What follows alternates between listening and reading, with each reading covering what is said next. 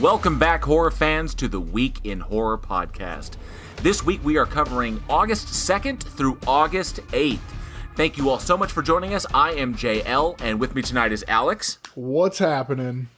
And returning from the plot hole to guest host while Eugene is on vacation, Johnny O is back in the house. See all that? I got some fans out there. Dude, it is so cool. It's so cool having you back. Eugene took a much needed vacation, so he's getting some relaxation while we hold down the fort. And I know it was short notice, but thank you so much for coming back and hanging out with us. Oh hell, man, it's good to be back. I had a lot of fun last time, so awesome. Really looking forward to this. We'll make it terrible this time. It's going to be terrible. Well, I am excited. As far as stuff that's coming up, obviously we got big plans for our season finale, which is coming up September. I got the prizes in for that, which is really freaking cool. So I'm looking forward to it. When we start giving those away, doing the trivia while we do the show, it's going to be a lot of fun. I was going to say, you got to let them know what's going on. Yeah. Well, I don't want to spoil too much. Because I want it to be as big of a surprise as we can. So I've let them know that the season finale is coming up September. We're gonna have the things we're gonna do trivia. There's gonna be prizes, stuff like that, and hopefully we'll have special guests be able to drop by, pop in, because we're gonna do the podcast as normal, and then we're gonna have some fun with the audience. So it should be really, really cool. Now you're doing that live, right? That is going to be a live stream on YouTube. That's Hell awesome. Yeah. This will be fucking sweet. Seriously looking forward to that. And also, I want to let our listeners know that I believe Eugene as well, but I will be joining Johnny O over at the Plot Hole next month in August. We're recording this towards the end of July, so next month is August. We'll be joining him for the Master Debater series when we take on Texas Chainsaw Massacre. So that's going to be a lot of fun. Have we decided what Saturday that's going to be on? Not yet. I need to take a look. We'll figure that out. We'll work it out. Alex, are you too good? Are you too good to be on the Master Debaters Best in Series? Honestly, I've never been invited. Really? Oh. JL, you can't see me, but I'm shaking my head at you because I told you to invite Alex. No, this has come up. This has come up before, and I know Alex has known about it. You mentioned it to me one time. You gave me a date, and then never really kind of followed up on it. So I didn't know. I did. I have shared the link with you every Saturday. Well, yeah, when you're on it. That's what you asked me to do. Mother, father, but I want save it for after the podcast. God damn. I just want to be loved. Alex, would you like to take part in a Master Debater series? The invitation is open. Always. Open. Fuck, I guess. We're not gonna force you. Yeah, when you guys need somebody, fucking let me know. We're going to be doing Master Debaters Best in Series Texas Chainsaw Massacre Edition in August. It's going to be one of the 4 Saturdays that happen in August. Not going to be this Saturday, so we can scratch that one off because obviously this is going to be airing after the Saturday. So we have 3 Saturdays to pick. It's probably going to be the end of August, 3rd Saturday of August. Let's see, what was that date? You know what? Let's just do it right now. It's going to be the 3rd Saturday in August.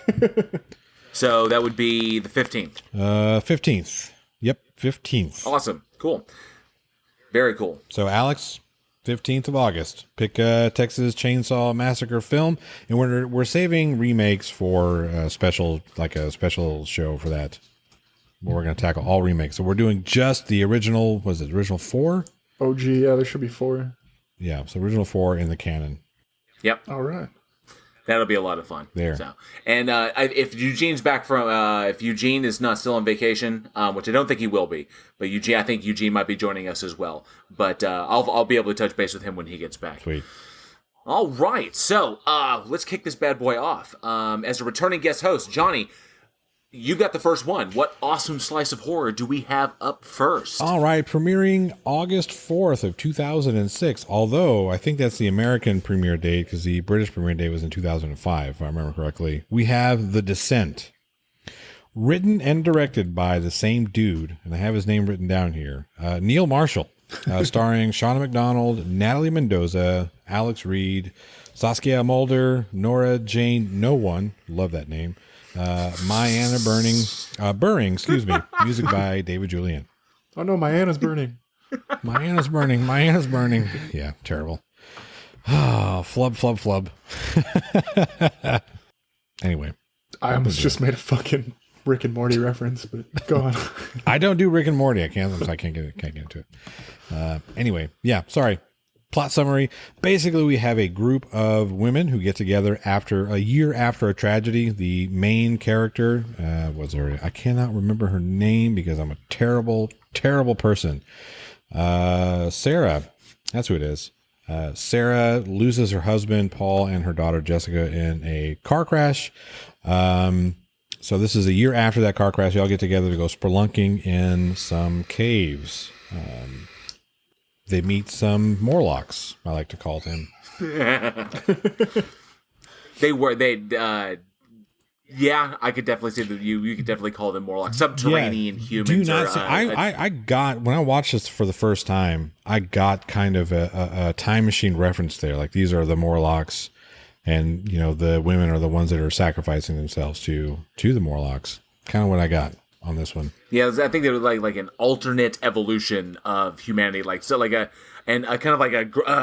group of humans had gone underground, right, and had basically remained there as they continued to evolve to the darkness and became, you know, like Morlocks, pretty much. I think is the best way to describe them.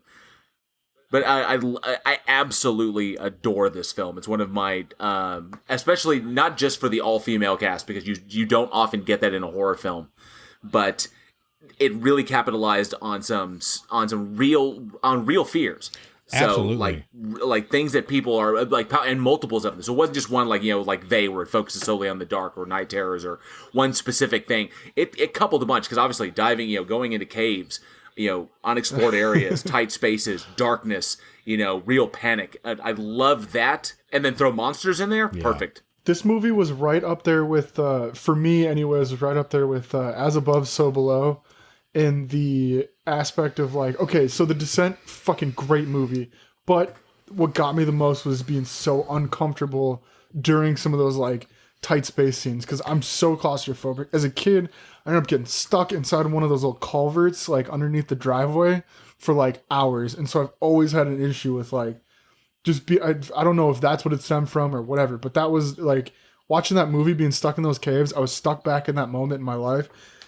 It just terrified the shit out of me, because claustrophobia is fucking real. And then you mix that with, like, just the anxiety and watching this movie. I think that's why I think this movie was so great, was because, like, the acting was good, and like you said, the all-female cast was fucking fantastic. They went through, like, some intense moments, but then, like, having those actual real fears where you're, like, actually, like, okay, I'm having a hard time breathing watching her stuck in this hole, and then, you know, something's creeping behind you, and it's like, okay, panic just went from 60 to fucking 1,000,000, like, real fast, and then all of a sudden, you know, somebody gets ripped out of a space, and you're like, what the fuck happened to him? But yeah, that dark unknown, just the whole time creeping around, you're, like, constantly watching behind you. That's that.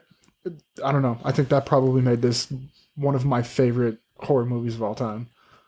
Yeah, it was. Oh, go ahead. I was gonna say they definitely played on using the scene to set up the fear. Like, it became the caves themselves became kind of a character in this film, as it was menacing. You know, because as they're coming in, they go through this really tight space, and one of the women gets stuck, and they can't get out. She can't get out. She finally notices that she's about to get crushed to death, so she gets pulled out, and then that hole seals up. That was their way in. So that was also going to be the way out. So now they have to, you know, it's as if this system of caves is menacing in itself, and then we throw in monsters on top of this shit. So we just ramped up the shitty. You could take the monsters out of it and just leave it with... Absolutely. Like, even just the dark... There's that one particular scene. Lord, it was... I think it was it Holly? I can't remember if it was Holly, but one of the girls, when they're trying to pass through this one really, really narrow place. It was right before the cave-in that trapped them down there. And she gets stuck. Yeah, that's the one that fucks me up. And it just the idea of that, of being stuck underground and you cannot move. And obviously, you know, spelunkers, they know what they're doing. And I love this about the characters, that the characters were trained and they understood what to do, and they supported each other, which I thought was a brilliant depiction of individuals who engage in this kind of activity. But there's just that moment when she gets caught, and she legit can't move, and then when you realize that you can't get free, you just have that natural panic response. Right. And then as you panic, you begin to run out of oxygen, and then you start to hyperventilate, and it's only making your situation worse. Right.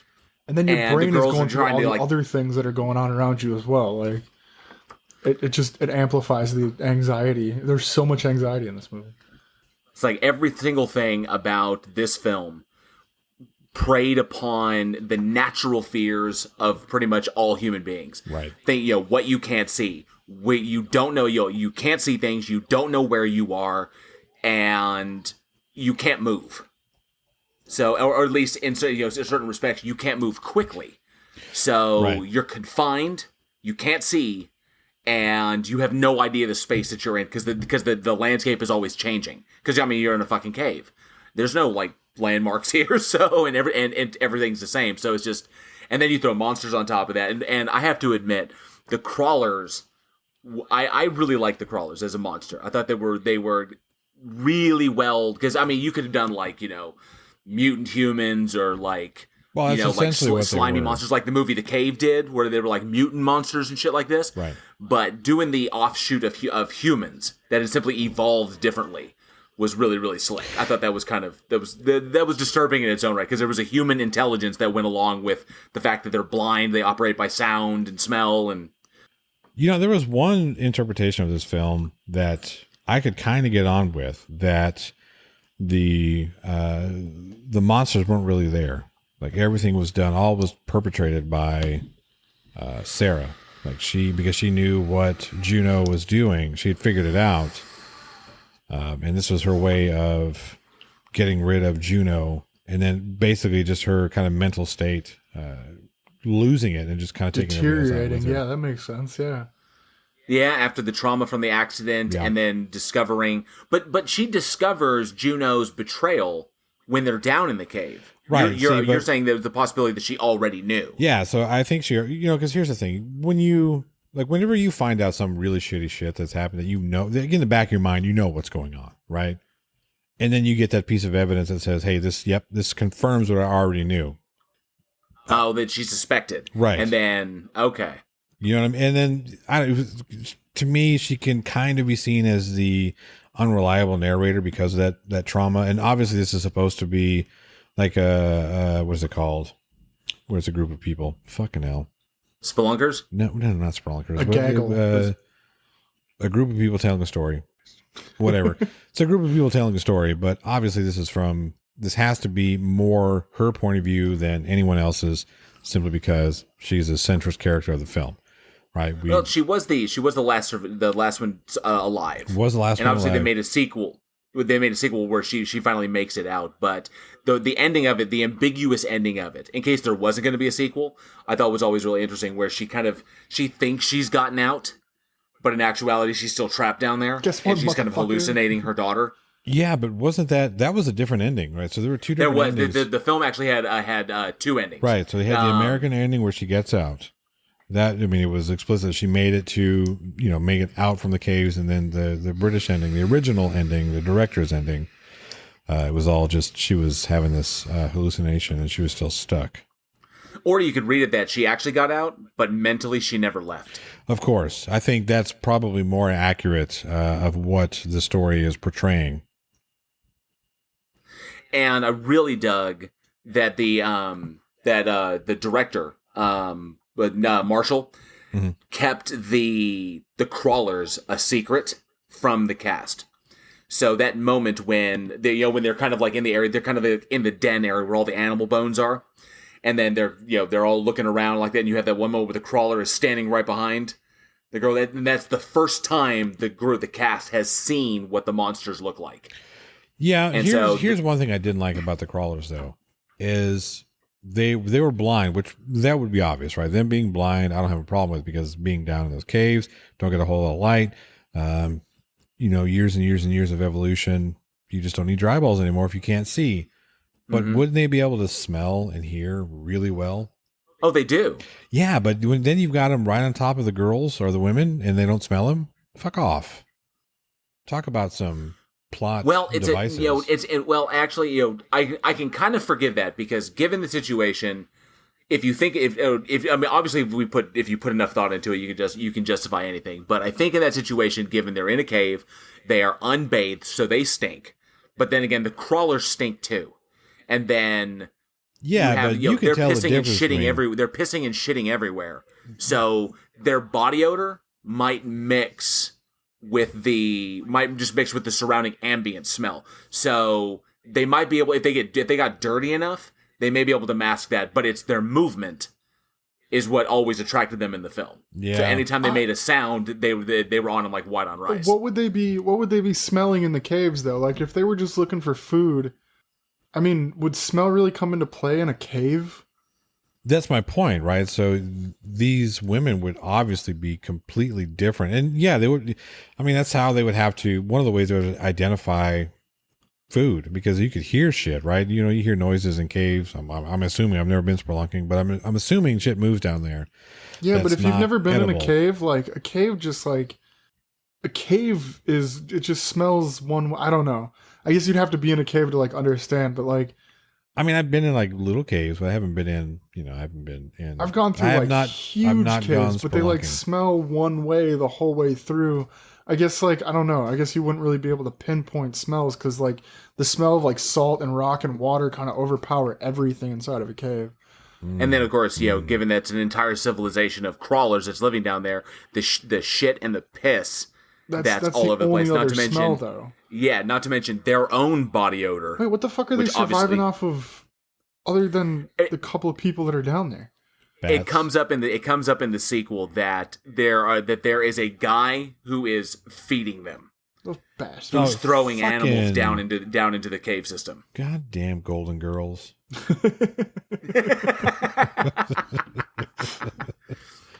And I really dug. The biggest thing about this, and I mentioned it before, was the female-centric cast. Yes. And you never get that. I can't remember. I don't think so. Okay, no. Because The Craft was all female-centric, but that wasn't so much a horror film, but that definitely was a feminist female empowerment film.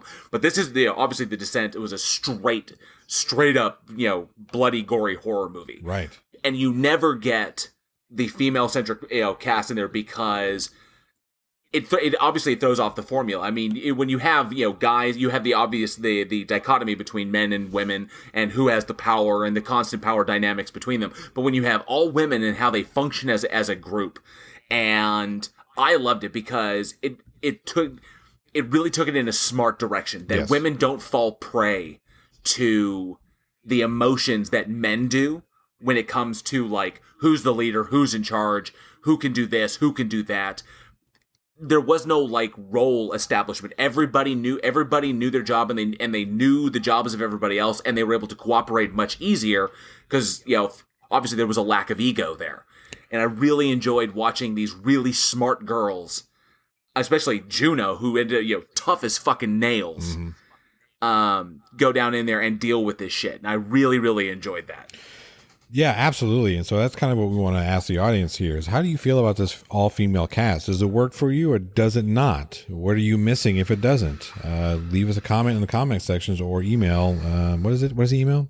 God damn. weekinhorror@gmail.com. There it is. Is it gmail.com or gmail.net? Gmail.com. All right, there you go. See? JL weekinhorror@gmail.com or weekinhorror.net. That's the website. Oh, yes. See, that's why I get mixed up. God, yeah, and I was so bummed. This is kind of a tangent. Weekinhorror.net. Yes, that's the website. Weekinhorror.net. I was so bummed because we were so ready to grab weekinhorror.com. Oh my god! From the dude who actually owns it. He fucking renewed it. Oh, did he really? Yeah. So now it's not expiring until 2021. Well, what the hell? What is he doing with buy it? it from him. Give him like $5. I have no. He's not doing anything with it. It's a dead link. Weekinhorror.com is a dead link. It's just on a fucking. It's like on an automatic renewal, and his card just got charged. Oh no! He renewed it beforehand. It wasn't going to expire until July 21st. He renewed it at the end of May. Oh, what the fuck? Yeah, I was so aggravated because I was trying to contact him so we could try and get it, and I was bummed. So yeah, we're still. Hey, bro, if you're out here fucking listening to this podcast, get a hold of us. We'll talk to you about buying that website. Yeah, we'll talk to you all right. Yeah. With our sticks. Alex has got real quiet there for a second. I thought maybe he was, taken out. I honestly, I was just thinking about how we're going to get this website. So we'll eventually get it. So Alex, what do we have up next? Hey, it's my turn. Let's talk about Out of the Cave and Into the Ocean with Open Water, August 6th, 2004, which I guess is another one of those. Was released in a different place back in 2003. Anyway, this is a survival horror film. This movie follows a couple who went scuba diving and their boat left without them on accident, quote unquote. No, I'm just kidding. But they get left out in the middle of the ocean and have to try to survive for as long as they can, which, doesn't really work out so well. Sharks in the water. This what did I forget? Oh, directed by... I was thinking about being stuck in the fucking ocean. I was like, man, that really sucks. I was watching the movie and I was like, man, this really fucking sucks. Like you pop up and it's like, wait, that's our boat. Why is it leaving? This one was written and directed by Chris Kentis, starring Blanchard. You got all the cool names, Johnny. Blanchard Ryan, Daniel Travis, Saul Stein, and a couple other. Michael Williamson, I think, was in this one. John Charles. Like I said, they pop up, watch their boat leave, and then get fucked up by sharks. Was Bruce the shark? Bruce was the shark. Fucking hell. Goddamn Bruce. People are food, not friends. So yeah, it seems like thematically we kind of went in the same direction, where people should not be kind of out there, deep underground and shit like that. We don't swim, people. Here's my thing: is after I watched this movie, I found out that there was a second one. There's 3. Was there a third one? Yeah, there's a third one. Oh, what the fuck? Yeah, no, I watched the second one because I was like, well, we can go there. Don't go there. I mean, if you really fucking. But those are a bunch of idiots. Those are a bunch of idiots. But the second one was a bunch of idiots who jump out of the boat. Yeah. And then don't realize that they didn't extend the ladder to get back. Oh yeah, we can't get back in the fucking boat. Oh my god, stupid ass motherfuckers. But anyways, yeah, this one was another one of those like real life fucking horror things because it's like you're in the middle of. We know more about space than we do about the ocean, and you get stuck in this place where you've got no fucking idea what's below you, and it could be as big as, and then it just turns out to be fucking sharks, and that's just as bad as anything, I guess. See, that I have to admit, that was one of the freakiest experiences I've ever had, is my family vacation in Hawaii. We went down to Hawaii for a week, and we went off of the Napali coast. Look at me, I got a bunch of money to go to Hawaii. And we did this kind of rafting expedition off the Napali coast, and we hit this one spot. Water is just absolutely just stunningly clear. You could see like 100 feet straight down. And at one point we got out. We jumped out of the raft and we're doing snorkeling just around this coral reef area. So I'm in the water, and you look down and you say, oh, wow, look at the coral reef. You see all the fish, all the cool stuff like that. And then you look up and like the beach is like 5 feet, and then it's just sheer cliffs that just go up like hundreds of feet. It's absolutely stunningly beautiful. But I had this moment where I was like, I got to see what's really down there. So I take a deep breath and I dive underwater, and you see the coral reef just extending down below you until it just vanishes. And it was like, God damn. But then it was the moment, because I'm sitting here and I'm in the water and I'm facing the coral reef. It's like, wow, it's like this mosaic just out forever on both sides, all the way down. It's just absolutely stunning. But then you turn around and put the coral reef to your back and you look out at the open ocean. And it was so fucking freaky because there is no depth. You can't gauge distance when there's nothing out there in front of you except for solid blue. Am I seeing 500 feet, or am I seeing 1,000 feet? And so you have no sense, you have no depth perception at the point because you have nothing to focus on, and you look down, at an angle, and it just disappears into darkness down below you, and then you look straight ahead, and it's just like it's the closest thing to floating in space. But in floating, in space, you have points that you can gauge, so kind of distance from the point because you have things you can focus on. Underwater, especially there was nothing. So it was absolutely eerie. And you suddenly get very, very, you suddenly realize how out of your element you really are because I can't move fast. I can't really function here. Yeah. And if something came up, I was like, God damn. We are not meant to be in the water. Wait. I said that wrong. Hang on a second. Wait. We are not meant to be in the water. We're meant to. It was absolutely freaky. And thinking about it in those respects, that this movie was based on actual events, that it was Tom and Eileen Lonergan, this happened back in 1998 when they went out with a scuba diving group and out on the Great Barrier Reef, and were accidentally left behind because there was a miscount on the boat when everybody was coming back up. And so it's just a simple mistake. And then, of course, the boat takes off and leaves them stranded in the middle of the goddamn ocean. It's not a simple mistake. All right, we came with 14 people. All right, 14 pops up. 1, 2, 3, 4, 9, 10, 11, 12. All right, we're all here. Let's go. Yeah. Like, what? No, somebody forgot to take off their shoes for that one. They accidentally double counted, is what it was. Man, see. How big was this fucking boat? Do what? How many people were on that group? Boat? Oh, I can't remember how many people were actually on the boat. I don't know how many people were in that group, but the crew failed to take an accurate head count and wound up leaving them stranded in the middle of the ocean. Nothing, and unfortunately, they didn't realize it until the boat docks and the boat clears off. Everybody leaves, and they found their personal effects still on the boat. And then they did another count and realized that they were short. And by the time they got something organized, because by the time they realized it was gone, it was already dark. And it was like, crap. So they couldn't get anybody out there till morning. So they finally go out there to where the dive site is, and there was no trace of. The only thing I think that was found was the weight belt that they wear. Yep. Was a weight belt and a diver's slate. That's right. It was a slate. The bitch of the thing about that is they would have probably frozen to death regardless. Well, considering that there was no trace of them found, I think it's posited that most likely they either died of hypothermia and the sharks got them, or they drifted so far out, or they tried to fight the current. They drifted so that they eventually drowned, right? Because they were trying to fight the current in order to get somewhere. So, but either way, they never found them. So, and just trying to imagine stuck in the middle of the fucking ocean and overnight. And there's obviously no light out there. So pitch ass fucking black.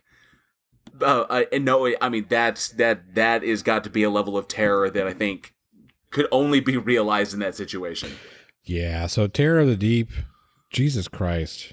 Like what you were talking about earlier, being able to look out into the middle of nowhere, the real middle of nowhere. There's nothing around you except maybe a fucking shark. And if it's not a fucking shark, it's a goddamn emperor jellyfish. And if it's not an emperor jellyfish, it's this cute little bitty old fucking blue-ringed octopus that farts and kills you.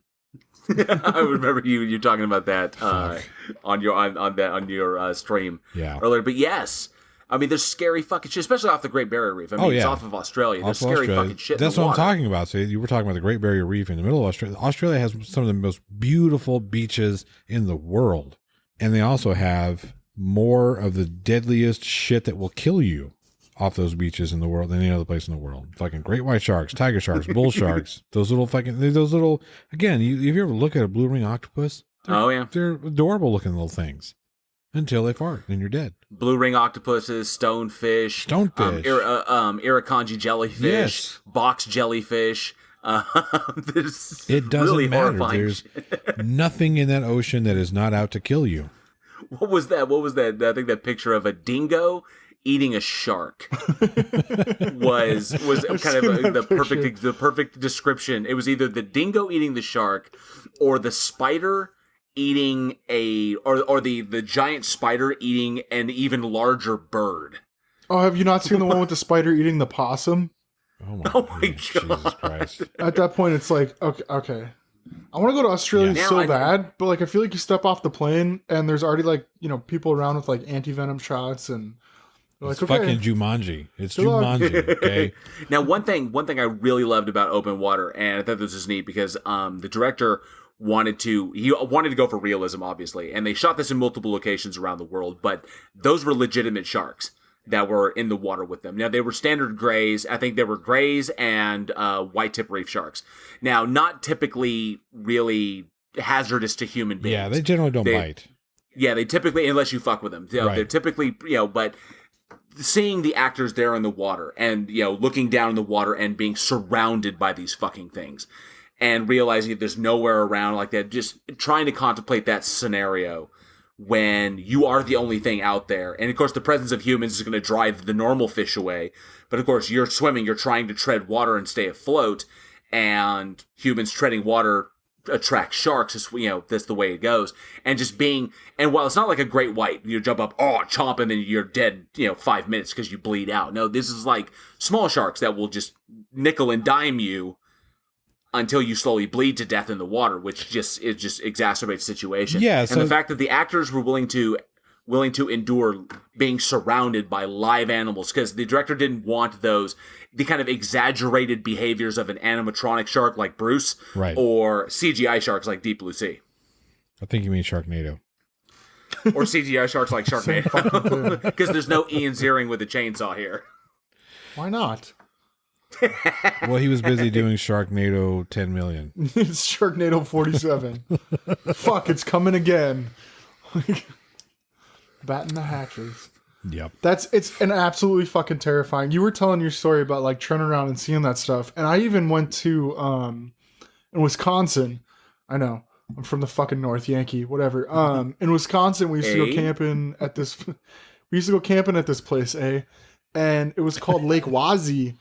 And it was a old iron quarry, and they let it fill up with water, and it's crystal clear water. It's like 300 feet deep in some spots, and they do diving training there.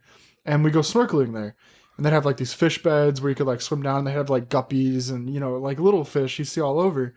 And then there's a cliff, and you go to the cliff, and you can swim down the cliff, and you can swim down and see the tops of like these old trees. I want to say they were like, there was, I can't remember what the guy was saying. He's like, they're like related to redwoods, or they are redwoods. I don't know what the deal was, but they're really fucking tall. These petrified trees. And that creepy feeling, like you're diving down, and then all of a sudden you start to see things in the middle of this open water. And it's like immediately like that panic kicks in. What is that? Because like you said, you can't move fast. You can't like fight back in the water. All your movements are slowed.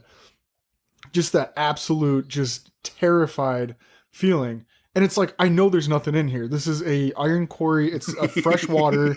There's fucking guppies and little tiny bass and, whatever. I know there's nothing in here, but it's still absolutely terrifying because it's just so unknown. They're so open. I would say alien. It's so alien. It's completely like you said, we are not supposed to be in the water. There's something down there. There's something you know what they do? Us. They sunk a couple of boats in there, and there's like a toilet you have to go find. And I think that's the lake where they chained a Michael Myers to the toilet or something like that at the bottom. But they have like a Nice. dummy with a Michael Myers mask on, and so it's super cool. And That would be but it's like that's a hilarious. lake. And like I've been out in the ocean. I've stepped on a shark on accident. I've found a horseshoe crab floating in the fucking water. Like, I've seen jellyfish. And that's only like right off of the shore of the ocean. I've never really been like way out into the ocean. I cannot imagine being fucking stuck alone or with another person floating there knowing you're going to fucking die. There's no way that you don't know that you're going to die. You can't see land. There's nothing that you can swim to. The only way is fucking down. You're screwed. How fucking scary would that be? You pop up, you see the boat drive away, and that's it. You're like, well, that's the end of our fucking lives. Yeah. I guess we'll wait it out 6 to 12 hours. Maybe they're going for a soda. Be back in a minute. That's just so fucking scary. Like I said earlier, I was claustrophobic, but like I think that's probably one of the scariest situations to be in, would be stuck in the ocean. I'm afraid to swim in the ocean. the recognizing that not only have you lost all control of the situation that you are currently in, but there's no way you can get it back. So And it's only going to get worse. And it's only going to get worse. It's not going to get better. I mean, yeah, nighttime. A lot of things feed at night. They go hunting at night. This isn't a fucking Disney movie. The dolphins aren't going to come and sweep you away to fucking safety. You know, They might come fuck you away. You know, I mean, maybe Oh yeah, dolphins are a bit on bunch the of rapey rapey side. bastards. Yeah, they are little rapey fuckers. But it's wild because the first time when you're out there in the ocean and you like real open water, no pun intended, but when you're really out there and you see how fast things move. And how we were accustomed to being on land, and I'm a bit of an outdoorsman. I know Alex, you are as well. Yes. Alex, up there where you're familiar with, they have moose, they have elk, and they also have bears. Yeah, like normally, it's not like a weird thing to see. Yeah, now, a moose, so, you want to fucking, you're screwed. Exactly. But we're familiar with this because we're on land and we deal with gravity as land-based animals. So we understand and we can grasp how fast a bear can move, how fast a moose can move, how fast animals can move on land. But when you're in the water and the way we move is just so shitty. Unless you're Thomas Jane. If you're Thomas Jane, unless you're Thomas Jane, because Thomas Jane is part shark. And I'm sitting here like you're in the water and you feel like a baby. You can't do anything. Your body doesn't function naturally. And when you see anything living in the ocean, especially sharks, how fast they move, like they're flying, and you realize how out of your depth and how because at least on land you've got a scope. It's like I'm out here and there's bears and shit, but I know how to deal with that. I can handle that because at least I have a grasp of how we function here. In the water, fuck that noise, man. And the ocean does personally freak me out quite a bit. When we went to Fort Myers, we spent a lot of time on the beach, and it was me, my wife, and our friends. And we went down to Fort Myers. We were there for a week, and we spent a lot of time on the beach, a lot of time in the ocean. And my friends keep wanting to go out further and further in the water. I was like, do you have any idea what's in this water? Fucking bull sharks. They're fucking everywhere, man. Do you have any idea what's in this water? No. Well, neither do I. Let's go back and get a beer. Fuck Let's you. not do this. Hey, there's a fucking bar on the beach. We can go there. There's a and bar I swear it's that first with time girls. It's that first time you're kicking around the water and you accidentally kick something that was not another person. Yeah. And, No, like I said, I stepped on a shark. I stepped on a little. It was either like a lemon shark or a bull shark, just something that was right in the water, and it was like you could feel it. And I knew it was a shark because I stepped on it and I felt the tail slide under my foot, and then I felt the tail fin hit my foot, and I was like, "Fuck, that was a fucking shark tail. It's the only thing that's got a tail like that." And I was like, "Get me the fuck out of the water!" Like, I was moving. Man, that guy was probably the guy on the beach. Everybody out of the water! Out of the water! We went back to back before my dad passed away. We were back in California because I came up in San Diego, and we were back home. We're just visiting family, and we were down at Ocean. I don't know if you, Johnny, you're probably familiar with the Oceanside Boardwalk. It's not in San Diego. No. No, I mean that's where I was born. But we would go to Oceanside many times. Fuck me. Yeah. So, but the Oceanside Boardwalk is it's a bomb ass place to hang out. I fucking love that place, especially the boardwalk off Pacific Beach. Yeah. But anyway, we were in Oceanside and we were on the boardwalk there, just chilling out. It was just about dusk. I think the sun had just gone down, and there were teenagers out there partying in the water. Dumbasses. And I just remember my dad watching him, and I look at my dad, and I think I must have been like fucking shit, I was like 12. And I remember looking at my dad and looking at them. My dad is just shaking his head real slow, and I was like, well, what's going on? He was like, and my dad was just real cool. They have no idea what's in there with them. And I was like, okay, terrified of the ocean now. Thank you so much for that. Thanks, Appreciate Dad. it. Can we go to the fucking shops now? Let's ride the Ferris wheel. Definitely a freaky little film, God. especially when if you're able to empathize, put yourself in the victim's shoes. We've just getting stuck out there. We've really gone over like now, being in a cave and now like the ocean. But like, hey, you know what, audience though, let us know, because I know a couple of people that feel absolutely calm while being in the ocean, especially like when scuba diving and stuff like that.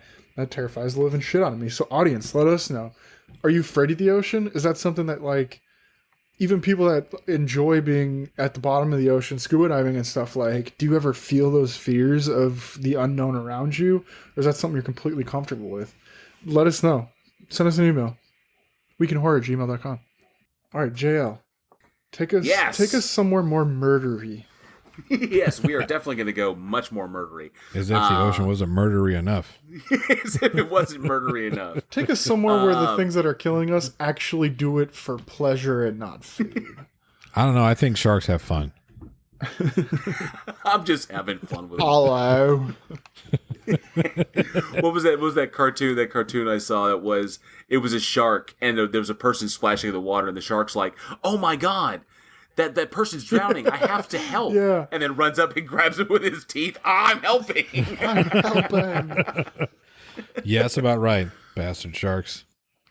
All right, but yes, we are going to go. We're going to come back on land, where the murdery things are people. Released August 7th, 1998. We're going back to one of the big franchises. Halloween H20 20 Years Later was released. And this film. So, directed by Steve Miner and written by Robert Zappia and an uncredited Kevin Williamson, kind of running off of his Dawson's Creek and Scream fame. It's going like this. Starring, and she came back for this, Jamie Lee Curtis, Adam Arkin, a young Michelle Williams, Adam Hanberg, Jodie Lynn O'Keefe, Janet Leigh showed up in this, which was kind of cool. Josh Hartnett, LL Cool J, and fucking Joseph Gordon-Levitt. This was an all-star cast that filled out this Halloween. I mean, they were bringing Halloween back. It'd been a long time, and they were kind of ignoring 3 through 6 for this, so they wanted to make a big spectacle of this. But in essence, the movie picks up 20 years after the events of Halloween 2, and Jamie Lee Curtis's character, Laurie Strode, has been living in hiding and under an assumed name, fearing every day that Michael was going to come back to find her. She has her own life. She is the headmistress of a school. And of course, one day, Michael does show the fuck up and starts butchering everybody. And Laurie eventually has to face off against her brother in an epic showdown. This movie would eventually lead to Halloween Resurrection, and then eventually see it change hands to Rob Zombie. But there were despite the intentions, there were a lot of issues with this movie. Was there? Biggest issue I had with this movie was that it was trying to be Scream. It was going to that whole meta thing, right? It was pretty meta. It was very, very, very meta. Well, that's one thing you could say. I mean, Kevin Williamson wrote Scream. He was definitely trying to ride the coattails of his own film. You write what you know. Yeah, and I don't necessarily have a problem with what Scream did. I have a problem with what Halloween did on the coattails of Scream, because it was definitely going for that meta feel. Even Laurie Strode kind of acknowledged some things in a very meta way. To me, it just felt like it was trying to be one of those teenager slasher films, and they put in Jamie Lee Curtis because it's fucking Jamie Lee Curtis and it's Halloween. And then LL Cool J, fuck that guy. Take him out and put anybody else in there, and the movie instantly becomes 10 times better. Let's see here. You know what? One thing I really didn't like about can you expand on that a little bit? Can I expand on what Yeah, here's the thing. LL Cool J gets shot and he still lives. He gets shot in the fucking head and he still lives because LL Cool J is too much of a jackass to get killed in a film. Well, okay, so yes, LL Cool J is one giant con for me in this one. I can't stand him. I've never liked him as an actor, never liked him as a performer. He's an egotistical piece of shit, and he won't let himself die. That's the reason why he did Deep Blue Sea and didn't die. I don't understand. Well, the one thing that get me is that he obviously stands out. And whether it's a matter of the way how he approaches a character or what he demanded being written about his character, but he felt very lopsided. It was almost like the whole movie surrounded kind of revolved around Laurie, right, and around Jamie Lee Curtis and Michael Myers, which is where the storyline should be. It's where it should have been. LL Cool J always felt like an outsider to that group. Well, so his character felt forced. Like they were trying to force his character I agree. on us. Yes, absolutely. It felt forced. And it didn't work. There was nothing redeeming about it. He literally could have been anybody else. His importance to the story was next to nothing. The only thing important about him was that he was a bumbling idiot when it comes to security. That's it. We didn't need LL Cool J in that role. We could have had Joe Blow. Who cares? Could have had anybody else in that role, and the movie would have been just fine. It would have been better. It probably would have been 10 times better. It might have been. So a couple of things that we did get out of it though was Jamie Lee Curtis back in a Halloween film. Mm-hmm. That's fucking the best part about too. this movie. Can I just throw that out there? Oh yes. Yes. Well, what would we consider this her prime? Would we consider True Lies her prime? See. True Lies. Trading Places. That's a bit early. Yeah, but yes. Trading Places. Well, yes, we know what you're referring to. But I mean, come on, True Lies, dude. Leaving some things to the imagination. True Lies, wow. I will say I've never really been a huge Jamie Lee Curtis is super hot person. You know what I mean? She's attractive by all definitions of the word. She is an attractive woman, even now, even in her 60s. Well, she's an absolute gilf now. You know, that was one of the redeeming qualities of that shit fucking Ryan Johnson movie.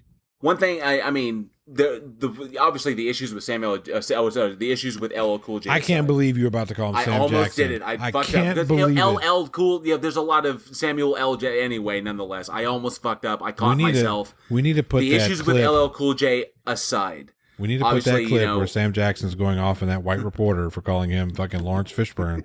Needs to go in this.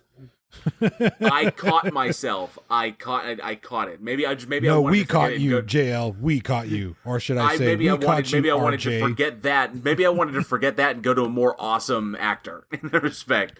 But start calling obviously RJ. it felt like though there was decent kills there. Obviously, yes.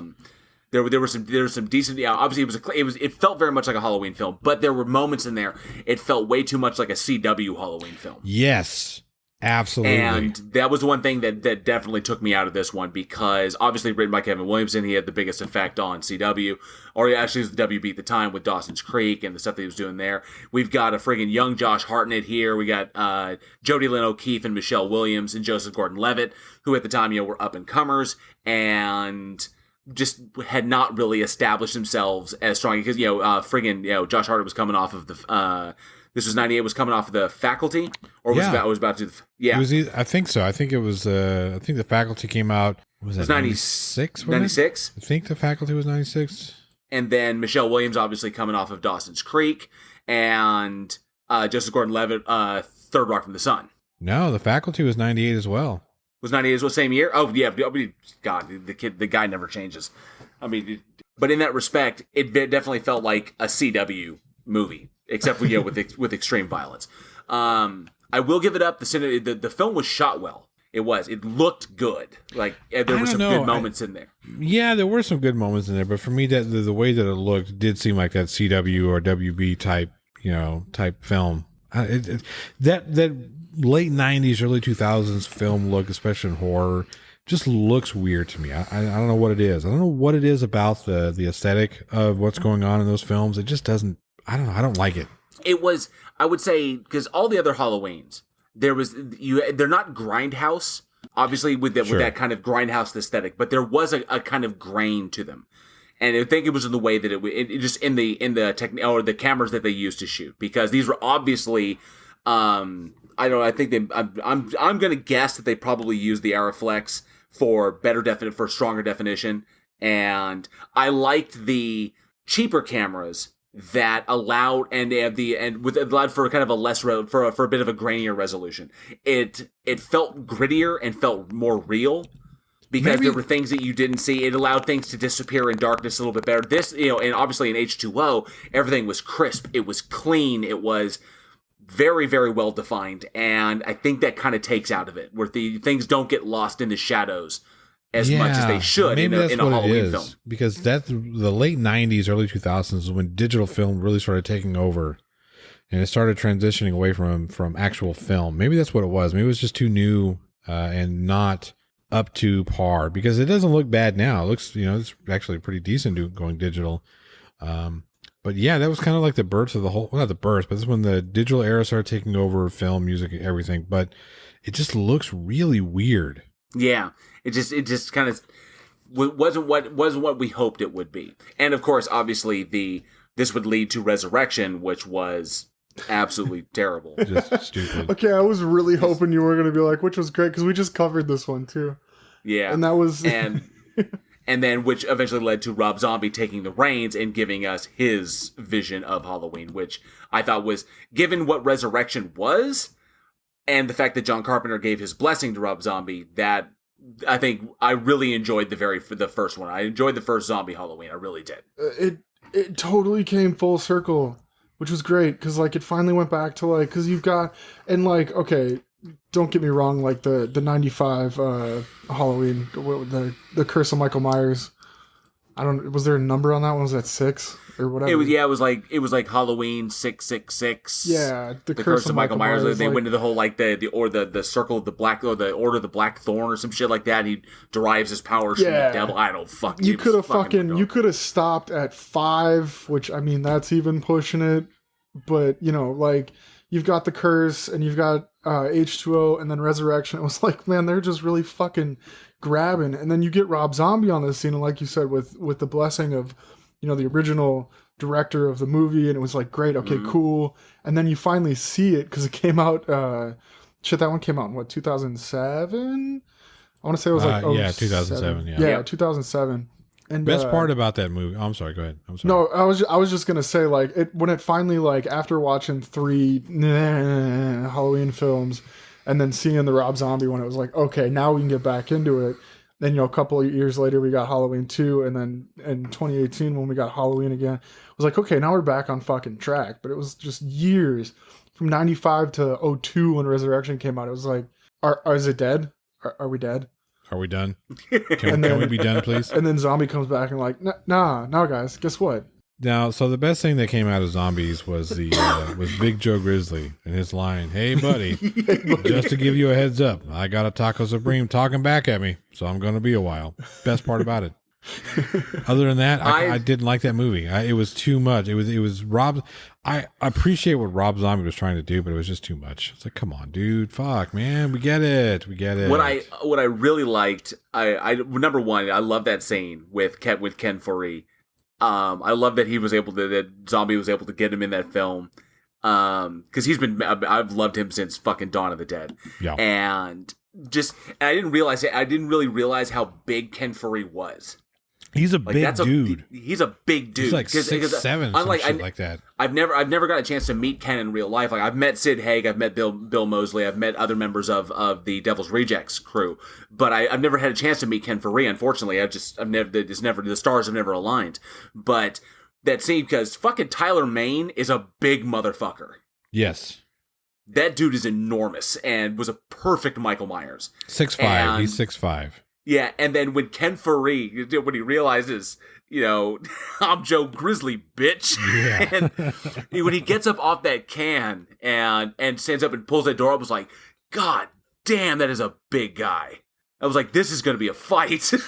Yeah. Oh, and Taylor Mane's Canadian? Fucking Canadians. I'm kidding. Yeah, he's 6'8". So, Jesus Christ, yeah, big dudes. I'm Joe Grizzly, bitch. I'm Joe Grizzly, bitch. Fucking truck drivers. So that's where that's where he got his knife, and and then he found Will Shatner's mask that he buried years ago, that somehow didn't, decay at all. Hey, we don't pick those things out in Halloween movies. Okay? It was pretty rough. That mask was pretty rough when he put it on. Yeah. Okay, you guys aren't getting it over there. I don't know, Johnny. You said we were pretty close together. Storming outside. Is Perfect it? Ambiance. I thought I heard something. I don't know if it's to you guys yet over in Dallas, but we were getting hit. There's like a tornado warning and shit. Are you serious? Wow. I haven't heard shit. Thunder's rolling right now. Yeah, I haven't heard anything. I thought I heard some wind earlier, but yeah. Oh, cool. But anyhow, given that so much time, enough time passed in between 6 and then a Halloween H20, they tried to pick it up with bringing Jamie Lee Curtis. Unfortunately, the film just came out to be more spectacle and less of a Halloween, and kind of just felt like just a CW ad, which was fucking just crazy. But eventually it led to that. So my question for the audience is this: did any of y'all out there actually really dig the Halloween H20 and Resurrection? Because that style of film is so different from the classic style of like Halloween, Halloween 2, Halloween 4, Halloween 5. I know I didn't mention Halloween 3 because they try to do an anthology thing. They try to break off from the Michael Myers thing, just like they did with Friday the 13th when they broke off with 5 on that one. But the kind of like, not grindhouse, but that original kind of grain, that original kind of like gritty realism of the 1, 2, 4, and 5, and 6, unfortunately. But it was so different. But did anybody out there really, really enjoy those films? Did anybody really, really like them? And not like the zombie films? Because I've discovered that a lot of people, if you didn't like H20 and Resurrection, you loved the Rob Zombie stuff. But if you did like those, you didn't like the zombie stuff. So I'm kind of curious, which one are you out there, audience? Let us know. Let us know in the comments or hit us up, weekendhorror@gmail.com. Yeah. So, I didn't like either one of them. You know what? We might want to wrap this up. I just looked at the old radar. Holy shit. Oh, wow. Okay. Yeah. Well, Johnny, you've got our last movie. Oh, so I do. do Subspecies. August 8th, 1991. Man, I didn't get a chance to watch this one. I'm very upset with myself. It was directed by Ted Nicolou. I'm sure I just butchered your name. Starring Nicolou. Written by Jackson Barr, David Pabian, and Ted Nicolou. We're going to go with that one. We're going to go with that. He's going to come back and kill us. He's going to come back with, guys, what the fuck? You guys are assholes. It's pronounced Nicolau. It's Nicolau. Oh, Jesus Christ. All right, so we've got Angus Scrimm, Michael Watson, Laura Tate, Erna Movila, fucking hell, these names. Michelle McBride. You do this to Eugene on purpose, don't you? Yep. Sometimes. You find the most obscure, like, I'm going to give this one to Eugene so I don't have to butcher these names.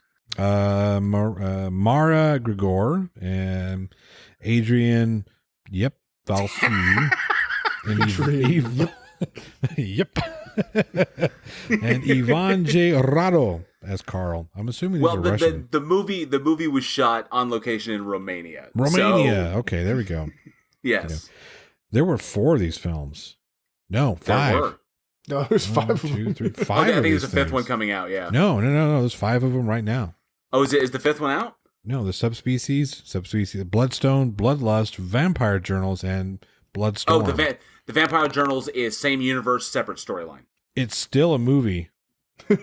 Yeah, but it's not part of the Subspecies line. There is supposed to be a Subspecies 5 coming out. It shows up in the Wikipedia. Yeah, because everything we said on Wikipedia about Wikipedia. True. Wikipedia is only true sometimes. After midnight.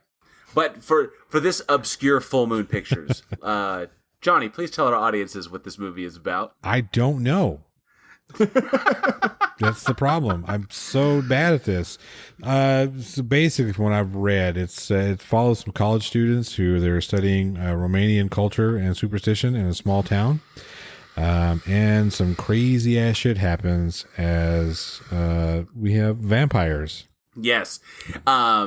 Scary vampires too. To clarify, a group of students is studying Romanian basically Romanian culture, Romanian history. Yes, and inadvertently wind up getting wrapped up in a blood feud between 2 vampire brothers, Stefan and Radu. This is like Twilight, but for real. Yeah, and Stefan whereas Stefan is more, I would say, more human looking in the respect, Radu is not. Radu is absolutely the legit fucking monster vampire that, like we're talking like take Salem's Lot and then just ramp it up a few notches. Really, Nosferatu style, yeah, really gnarly shit. But of course, this is Full Moon Pictures. And Full Moon Pictures is the same company that came out with Puppet Master and Demonic Toys and shit like that. So they're big on the gore and big on the bloody spectacle. Yep. So obviously, when they this is their big foray into vampire films, and Radu is the legit with the long fucking Nosferatu fingers and the big ass fangs and twisted up demonic face shit. This was, and I love the Subspecies films because at the time, 1991. The genre was really going into the sexy vampire thing. Fuck out of here with fucking sexy vampires. Exactly. I was just I'm dangerous in a sexy way. That whole kind of fucking thing. But I like Was this it, though? because they Was it? huh?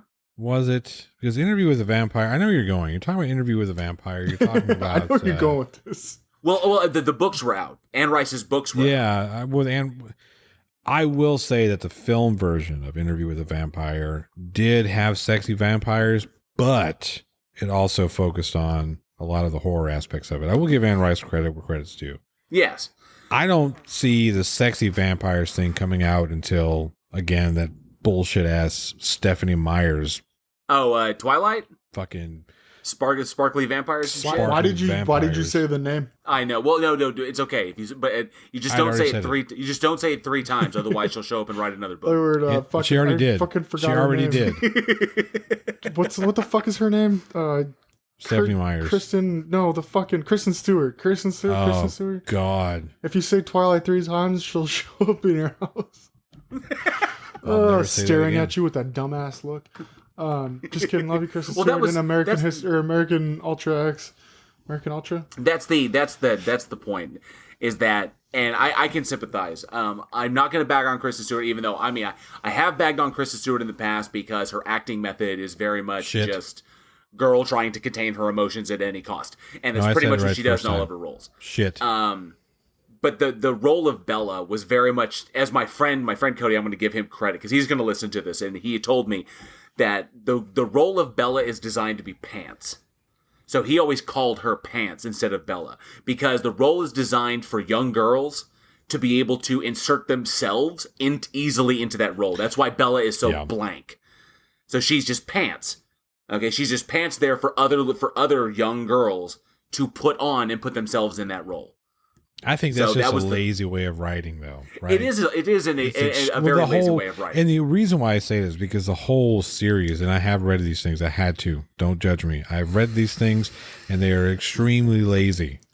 Plot, design, everything about them is lazy. Oh, they're not written well as all. And the fact that series gave birth to 50 Shades of Grey, because originally 50 Shades was a Twilight fanfic, whatever in that respect. But Whatever. nonetheless, How did we get down this fucking rabbit hole? that's Because why we're I'm going to talking swing us about back. sparkly That's why I vampires. that is why I liked vampires as legitimate fucking monsters. Yes, Because the fucking they make scary monster fucking, movies like Nosferatu and fucking Yes. actual fucking scary vampires that will fuck you up with no remorse. And actually, Johnny, going back to what you said, it was Bram Stoker's Dracula. Because we got to see both sides of that. We got to I was going see to say, I don't think Gary that was more... Oldman as like the creepy old man. Gary Oldman as like the fucking bat monster. Yeah. And shit like that. But then, when he's out there on the street and he's wearing his fucking like bat, that fucking green coat and that fucking top hat, looking like a just goddamn badass, and just like hypnotizing shit. When he's looking like that, I don't have a problem with that, though. I don't see that as sexy vampire. I see that as part of what makes his character so terrifying. Is that he can appear the way he wants in order to He can manipulate. in order to lure his victims in. Yes, Exactly. He's like very much like a spider. I like that. Yes. Ooh, yes. And whereas in this one, Radu is definitely not like that because this fucker is a straight balls to the wall, bloodthirsty Tear monster. your Exactly. fucking throat out. Yes. And that's why I like that. I like the vampire movies that go that, especially I hate saying that vampire movies have to go back to portray vampires as they're meant to be. Like fucking 30 Days of Night was refreshing because we finally got to see vampires again as the horrifying, terrible, disgusting monsters that they really are. Fucking love that movie, just so you know. I adored that movie. I love the graphic novel it was based off of, but we just don't get that very, very often. Now everybody's obsessed, with vampires, the kind of like the immortality and the infinite grace and blah blah blah blah blah. And Right. Like that thing. One thing that I kind of tying all this back up into a neat little package, talking about the different style of vampire. When you look at subspecies, you look at the two types of vampires that are in there, which are definitely representative of like the split in the vampire realm. When you talk about sexy vampires versus scary monsters, is you've got that dichotomy there because we have a genre that's kind of at war with itself. If you people look at like the sexy side of vampire, oh man, I could live forever. But you got to think about what does that really mean? And the Anne Rice novel really kind of tied it up for you. This is what it means. It means you get to see all the things that you love die.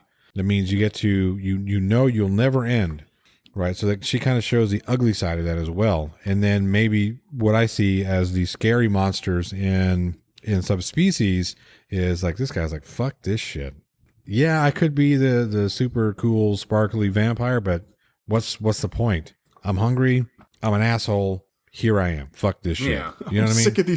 Sick of these fucking humans worshiping me. I'm gonna fucking eat them. Exactly. And I like that the inhuman nature of these classic monsters. Right. So And that's what that immortality brings out of these monsters is the inhuman nature. Yes, and while I disagree with the critics that really kind of there were a lot of critics that kind of dumped on Subspecies, and they dumped on it because was it they the felt terrible that, CGI? well, yeah, there was no CGI in this. And that was what was brilliant. And that's what I loved so much about it, was because number one, the critics derided it for vampire cliches. And I'm sorry, vampires are kind of, now they're a mixed bag, but your classic vampire is not really a mixed bag. You have your standard set of abilities and you have your standard set of kind of appearance, how they appear. Vampires are fucking monsters. And so there was, they said there were vampire cliches, but I like this because it was homage to what they're supposed to be. Right. And the use of both stop motion and rod puppetry techniques. Puppetry, yeah, exactly. Yes. Gave it a natural but inhuman quality, which, as a result of the mechanics, used to kind of create the movement and feel of the subspecies creatures, of these vampires. And I really, really dug that because they did not move like humans move. That these were definitely not human. They were once human, but they are not anymore. As a matter of fact, I think Radu is actually a pureborn vampire. But in that respect, they're not human any longer. They're literally just, they're intelligent wolves, Right. A force of nature. And I like that idea as them because it makes them scary again. They should be, because these things are, the vampire legends go all the way back to, early days in fucking, what was it? I've lost the century, but the tales of these things go back centuries to Eastern Europe and in the northern Romania area. Yeah, exactly. And the idea of that people were fucking terrified of these things, and they should be, because that is what they were meant. That's what the legend was. That's what the stories were. Soulless demons or creatures or whatever like this. And I like getting back to that. It felt like coming home instead of more of the same to me. We all just got ate by vampires. There's one right behind you. There's one right behind all of us. There's some fucking films we've talked about which have led to uncomfortable silences. Like a lot of the J-horror films lead to uncomfortable silences. I guess this is what we're supposed to ask the audience, whether they appreciate sexy or monster vampires. We talked a lot about the different styles, and I've given my opinion on it. Sparkly vampires are little bitches, and I think they need to die. But what do you think? Do you like sparkly vampires? Do you like cuddling up to a little Edward doll and just going, oh, just so sweet, you're going to take care of me forever? Or do you prefer the vampires that will rip your fucking throats out? Let us know. Or let JL and Alex know. I don't give a shit. I'm kidding. No, it's so like nice you having you said. on, Johnny. Like you said, I'm though. just kidding. I really do. It is actually, it's always good to get audience participation and to get the audience's thoughts on these particular topics. I wouldn't be here if they didn't want audience participation. So there we go. That's true. Hell That's yes. true. No, a lot of that comes down to just my quick opinion on the sexy vampire thing. Like, when you try to take, like, the Twilight books and turn them into a movie, like, there's no way to, like, I don't know, that whole 50 Shades of Grey spinoff thing, like you said, it was a fanfic, and if you've ever read the original fanfic, it just got out of control really fucking fast. And you were talking about Interview with the Vampire, and, like, okay, cool, and that came out, but, like, the monster aspect of it, being alive and watching everybody die around you and being immortal and knowing that you can't do anything about it, that's absolutely going to turn you into a fucking sour person. And eventually that's going to turn you into a monster. So, like, even the sparkly ones are going to end up being pieces of shit later. given the direction, given the subject that Alex is bringing up, I do want to bring up, for those who have not seen it out there, for your listeners, one movie that does kind of handle that direction. It definitely shows the darker side of immortality, but puts it in kind of an interesting light. Was Only Lovers Left Alive. Now that was starring Tilda Swinton and Tom Hiddleston as two vampires who've been alive for centuries and centuries. And the reason I really like, because both the characters have kind of fallen into a malaise, just because of having lived so long and seen so much. And the one thing that kind of drives them and keeps them going is their love for music. And I love it because the story is told with the backdrop of the ever-evolving and dynamic history of music behind them. So, and how they always come back to music, and music always kind of reconnects them. And we see them through the different generations, obviously, as music changed and music developed into to what it is today, all the way from the classical Baroque periods, and then going all the way through the dynamic music history of America. And we see them all through that. It's a really, really nice, I would say, artistic take. It takes a little bit from Anne Rice, but also takes a little bit from the darker aspects. Obviously, these are two beautiful people, Tom Hiddleston and Tilda Swinton, but there is a darker side to that, and we do kind of see that respect. So it touched on both, which I really, really dug.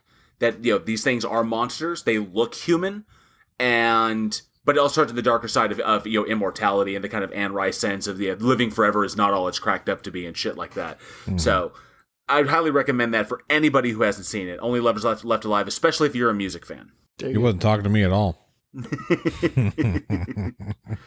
So, Alex, we have one birthday this week. Only one birthday this week, yeah. We are just one. One, but a pretty big one, if you're into that kind of thing.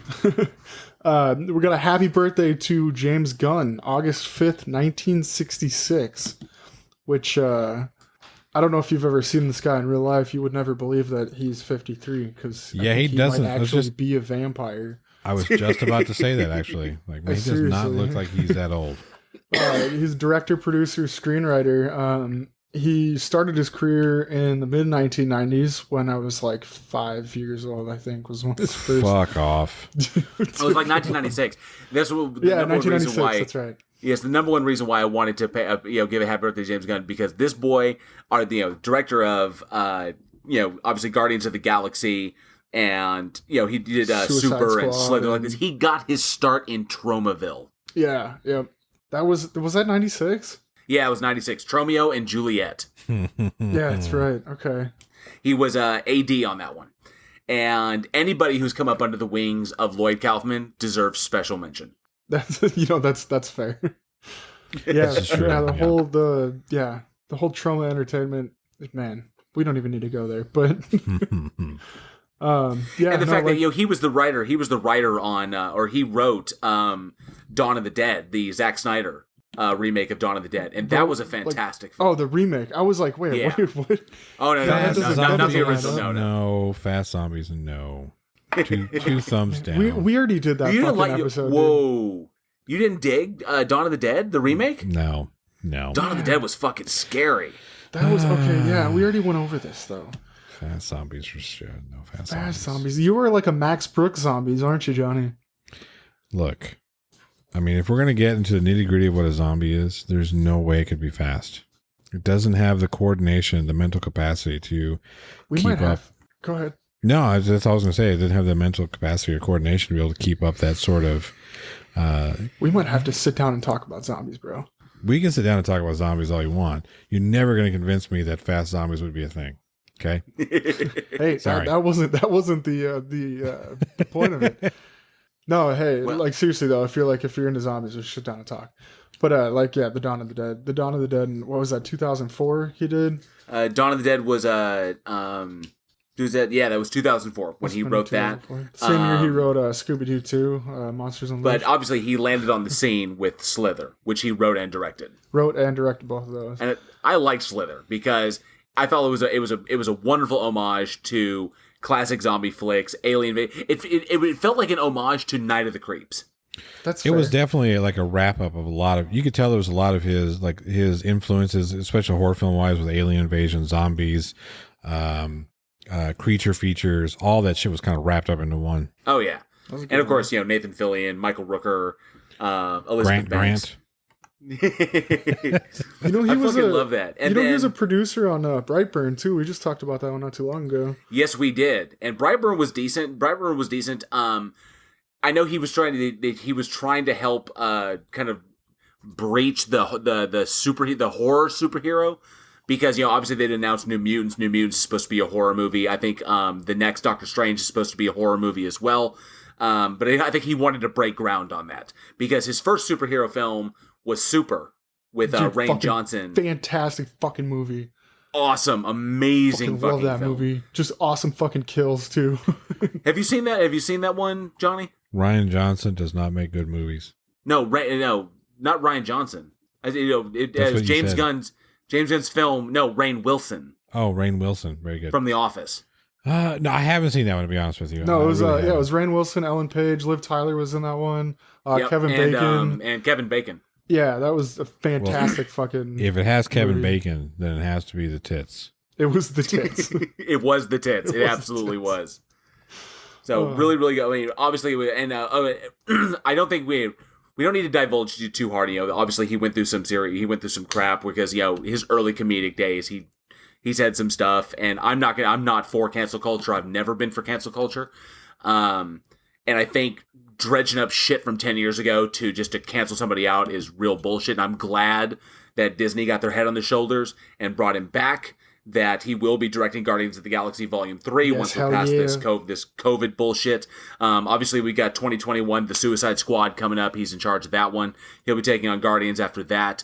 But I love the work that he's done, and he's done nothing. He's gone nowhere but up, up, up. And a little standout, the Belko Experiment, I thought was next level, because he wrote that and executive produced it.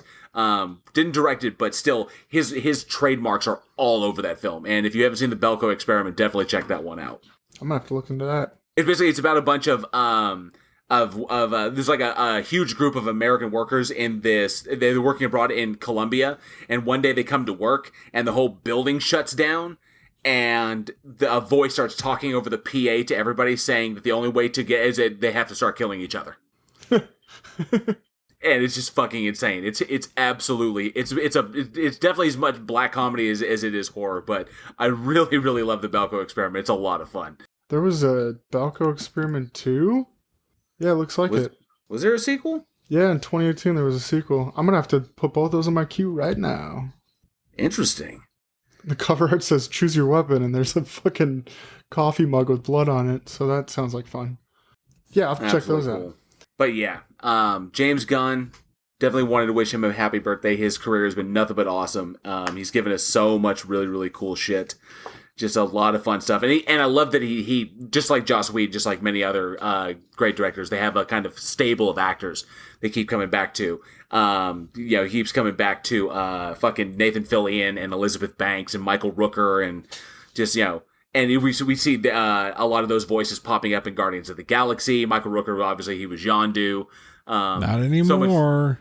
No, too soon, man. Too soon. Spoiler alert. That was a sad scene. What is it with Michael Rooker getting the Rook, man? He's a really good actor that always gets shit on. Shockingly, yes, and he is a wholly underrated actor, because I thought he was brilliant in The Walking Dead.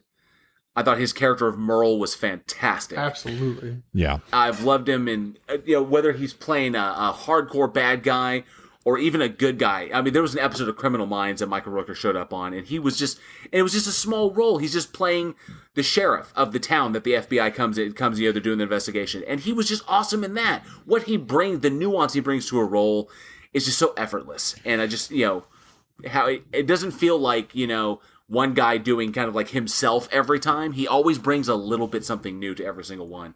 So underrated. But yes, happy birthday to James. Huh? Oh, I was going to say, I remember seeing him in The Replacements. Replacement Killers. Fuck yeah! The Replacement Killers, I saw it in theaters. And his character was a big reason why that movie was good.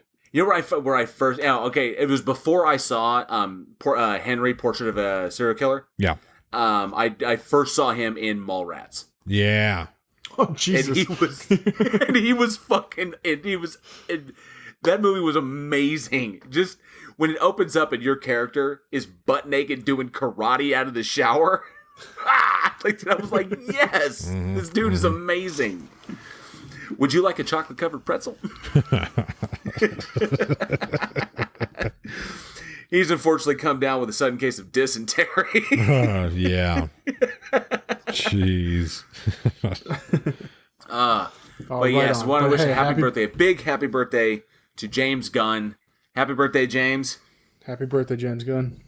Happy Eviction Day, James Gunn. All right. Well, that closes out another episode of Week in Horror. Thank you so much to Johnny O for guest hosting with us tonight. Yeah, I had a lot of fun. Hell yeah, And you gotta thank come you- back. Yes, definitely. We will definitely do this again. So I'm your first repeat guest host. You are our first repeat guest host. You are. We'll call that an ego stroke. I was going to make a joke there about you being the first person to answer the email, but nonetheless. You're supposed to. When I set look, JL, when I set up the jokes, you have got to fucking close on them. That's the I thing. didn't want to. You've done, but you got to choose your audience, though. You got to choose your targets. You've done so much for Week in Horror as far as putting our name out there and helping the show. You don't bite the hand that feeds. Oh, but it's not biting the hand. No, absolutely not. Because look, if you can't make fun of yourself, if I never learned how to make fun of myself, I wouldn't be here right now. I would be, fucking padded room somewhere, with a lipstick list of who I'm going to fucking murder when I get out. Steve Buscemi. Plot twist, that's actually Man, what's going on, and this is all just a hallucination. Man, I'm glad I called that guy. Do you remember I that? love that. Did I you ever love the listen to way he Dan just Cook? waves. Yeah, I've listened to him. When he did the joke about like the guy who goes into the office and eventually snaps, and you've given him Thanks for Snicker the- bars every day. and he Thanks comes, for the candy. Thanks for the candy. Yep. But yes, it's awesome, and the plot hole, Johnny O show on www.rockmetaltalk.com every Friday night at 8 p.m. You can check him out there. Just killing it, both on the music side and with the special guest that he has on.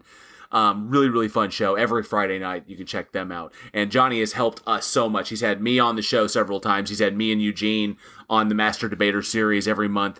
And it's just been an absolute blast, coming along. And, Johnny has reached out his hand and really, really helped out. Because, Johnny, you've been doing this for years.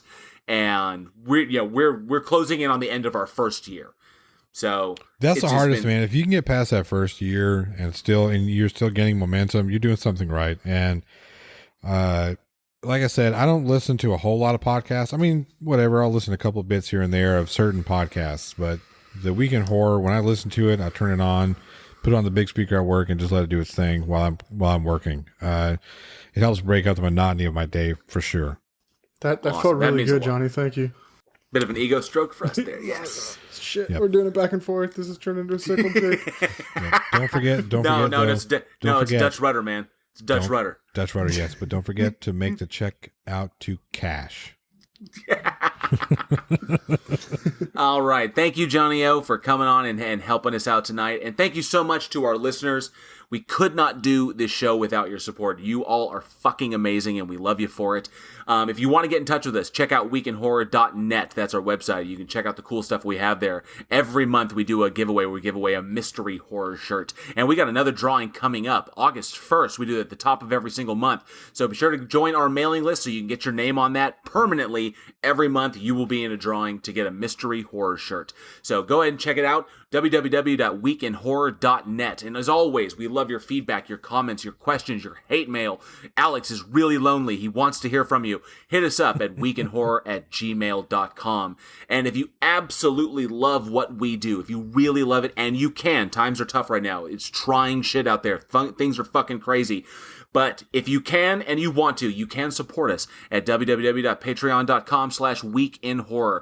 And all of our Patreons, even for as little as $1 a month. We have $1 a month tiers. It's $1 a month. You can help support us, help support the show, and you get access for those individuals of the slasher tier And other tiers, you can get early access to our bonus content, to our Bloodbath debates, and our After Dark content, which is our kind of intimate time with our special guests. And, of course, we're on Facebook and we are on Twitter. Check us out there. You can get a hold, follow us there for our daily splatter, a little bit of horror knowledge every single day. And, of course, we're on YouTube. We have a YouTube channel, so check us out. Just YouTube Week in Horror. And we finally have fucking merchandise, if you can goddamn believe it. We are on Teespring. The link is on the website, weekinhorror.net. You can check out our Teespring. We have a t-shirt and we got a coffee mug. Johnny, have you enjoyed your coffee mug yet? I haven't received it yet. It is on the way. It is on the way. I just got notification that it was shipped, so hopefully I'll have it by, I don't know, middle of next week. Fucking Sweet. Yeah. So yes, we have a Week in Horror, an official Week in Horror coffee mug, and we have a t-shirt with the season 1 artwork of Week in Horror just splayed all across the front of it. So hey, right there, that's gonna be vintage soon. We're going into season 2 pretty soon here. So that season 1 shit, season 2, that. And we will have a season 2 shirt available as soon as that comes up. So definitely, thank you all so much for joining us. We could not do this without you. We love you guys, even if you just listen. That means the world to us. So definitely thank you so much. Johnny? Oh, yeah. My name is Johnny O. I'm from the Plot Hole, and we'll see you guys next time. I'm JL. And I'm Alex. And we will see you all next week. And as always, stay scared.